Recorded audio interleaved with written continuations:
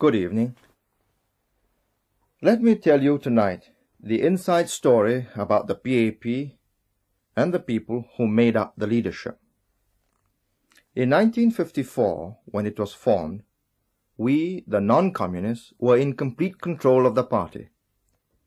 The only persons who would press the communist point of view were Devan Nair, Fong Swee Suan, and Chan Chow Tor, 3 out of 12 members of the Central Executive. After the election of the new Central Executive in 1956, pro-communist strength in the party had increased to 4 out of 12. They were Lim Chin Siong, Devan Nair, Chia Ek Tien, and Goh Bun To. At that time, there was a subcommittee to redraft the constitution of the party. The communists, through James Putticherry, were pressing very hard for a constitution which would allow the branches complete control in the party and allow branch committees to nominate members to the Central Executive. Such a constitution would in effect mean that the communists would be able to capture the party. For penetration of the branches of the party is a relatively easy matter, as the branches are open to everybody to join and participate in without serious checks. And from time to time, these branches do come under communist control and manipulation. Unfortunately for them, while they were pressing to capture the party, they were also planning to capture the trade unions. In 1956, they were all detained in a purge which was accompanied by riots and arson. That was the end of that attempt to change the party constitution and capture the party. But again in 1957, the pro-communists tried to capture the party. To do this, they made use of membership admission cards to the annual party conference, which had been posted to members who had given trade union premises as their addresses. They used these cards and brought in non-members, and finally succeeded in voting in 6 out of the 12 members of the Central Executive. You will remember that in August 1957 there was a minor crisis in the PAP, when my colleagues, To Chin Chai and myself, and 4 others, refused to take office. For to have done so would have been to lend cover to the other 6 who were pro-communists. For we would not have been able to get a decisive vote to carry through our non-communist policies. For a short while, Tan Chong Kim became the chairman of the party and T.T. Raja the Secretary General. And again, unfortunately for them, they were planning also to capture the TUC. And they got involved in a purge in which 5 out of the 6 pro-communist members in the Central Executive were arrested. 3 out of the 5 were banished to China. After this experience, we amended our party constitution to make sure that the party cannot be so easily captured. We instituted 2 classes of members: ordinary members and cadre members. Ordinary membership is open to all, and secret penetration by communists into this group is easy if they send in their people who are not yet well known. But only those who have over a period of time proved that they are sincerely and honestly with the PAP can become cadre members. An election of the Central Executive is only by cadre members. In this way, we have thwarted their latest attempt, last 2 months ago, to try and capture the party. This is what they really mean when they talk of lack of intra-party democracy. This method of preventing communist penetration and capture is most important. In 1957, when the pro-communists set out to capture the party, using ordinary members' cards, they were able to succeed and oust Ong Eng Guan, the then party treasurer, from the central executive. And so, Mr. Ong, when he formed his new United People's Party, has very wisely adopted the PAP cadre system of organizational control to prevent capture. When they were detained after the troubles in September 1956, I used to visit the leaders who were kept separate from the others in what they called a camp outside Changi prison. These 6 leaders were Devan Nair, Lim Chun Siong, Fong Swee Suan, James Puthucheary, Woodhull, and Chan Chow Tor. They were detained for 2.5 years. Lim was the most important open front leader the MCP had built up. By 1955, he knew that I knew this. He is a friendly and a quiet person. He is prepared to devote his whole life to working for the creation of a communist Malaya. But once you resist and fight the communist cause, then you can expect all that personal friendship to mean nothing in the ruthless and relentless struggle for supremacy. Lim Chun Siong was once Devan Nair's closest open front comrade. Devan Nair was his constant guide. But when Devan Nair decided that the MCP was wrong in continuing the armed struggle after independence in the Federation, and not coming to terms with Malayan nationalism, Lim began to fight Devan Nair relentlessly and ruthlessly, by fair or unfair methods, by smears and intimidation, to destroy every influence that Devan Nair had with the workers and in the unions. His personal friendship for Devan Nair meant nothing. I knew that this was what one must expect of a good communist. Towards the end of 1958, I began to discuss with Lim, Devan, and the other 6 in Changi camp a question of whether the PAP should fight to win the next general elections.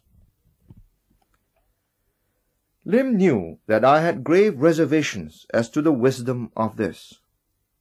One of those reservations was what he and the communist forces he led would do after we had won the elections.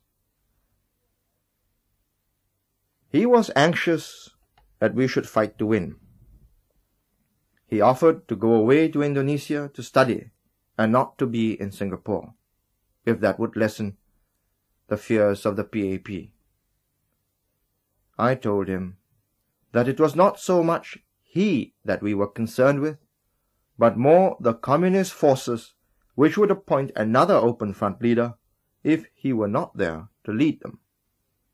I told him that even if he sincerely joined our democratic side, we would still have to face the forces of the MCP. However, in the meantime, events developed with considerable rapidity outside the camp in Singapore. Great acrimony and hostility was developing between the PAP and the SPA government. There was considerable bitterness in the wrangles in the city council between the PAP and the SPA, and the exposure of the Chu Swee Kee $700,000 so-called gift, made worse by the disclosures in the Commission of Inquiry, brought things to fever pitch. We decided that we had to fight to win, because to lose would mean that a bunch of rogues would form the government and ruin the country, and also fix the PAP. So in the end, we had no choice but to win. In June 1959, we won the elections. We got them released from prison. Lim Chin Siong and 7 others who were closely connected with the PAP leadership. When they were released, they published a signed statement in which they endorsed wholeheartedly and without reservation the non-communist aims and objectives of the PAP. For all of them, except Lim Chin Siong, it was at that time a genuine change of heart. They all told me, Devan Nair, Fong, Woodhull, James Putticherry, and Chan Chow To, that we must not go back to the mistakes of 1955 and 56 and allow the MCP to make use of the PAP and mess up our policy. And they solemnly declared to me that if the MCP fought the PAP because of this, they would fight with the PAP against the MCP. Having seen the folly and the failure of communist policies, they all, except Lim, honestly and sincerely believed that the PAP's road to a non-communist, socialist and independent Malaya was the one best suited to the conditions of Malaya. We accepted this declaration as sincere and appointed them political secretaries. Lim Chin Siong also signed the statement. Let me quote a passage out of the statement he signed. He said, "We must face the facts. So long as the fight was against British colonialism, the differences between the peoples of Malaya were muted and dulled in the desire to achieve the common goal of freedom by common effort. Now that this freedom has been won in the Federation, all the differences come back into their own. They can and must be resolved, and we in Singapore can set the way to the solution of these important differences in language and culture. That is what we can and must do in this next phase of our struggle for freedom, the struggle for merger." And their statement went on to say, "It was not the might of British arms which defeated the armed revolt led by the MCP, but the failure of the MCP to establish itself as a nationally based movement, and thereby hangs a lesson which Malayan socialists will ignore at their own peril." All these statements they signed. I had my doubts as to Lim's sincerity, but then a man is entitled to be believed until his actions prove his words to be false. We hoped that he genuinely and sincerely believed with us that the right road for us was merger and the creation of a democratic, non-communist and socialist Malaya. But at the same time, just in case they were not honest and sincere, we took care to see that there were safeguards and guarantees to ensure that they could not do the country great harm. They were given no access to secret matters, and Lim Chin Siong was specially put in the Ministry of Finance where he could do no harm. They were not, for instance, like Fong, given their citizenship papers. None of them were made PAP cadre members.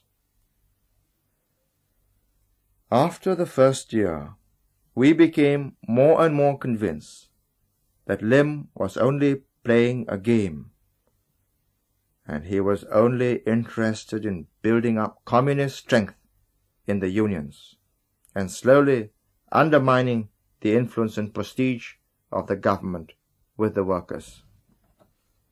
He was not sincere to his signed declaration. And over the last 2 years, he was able to persuade many, like Fong and Woodhull, to go back to the communist side. Once we found that Lim and his friends were only playing a game for the communist cause.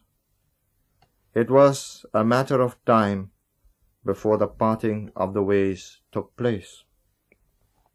So long as he did nothing openly to block the program and policies of the PAP to which he had subscribed, we had no reason to break with him.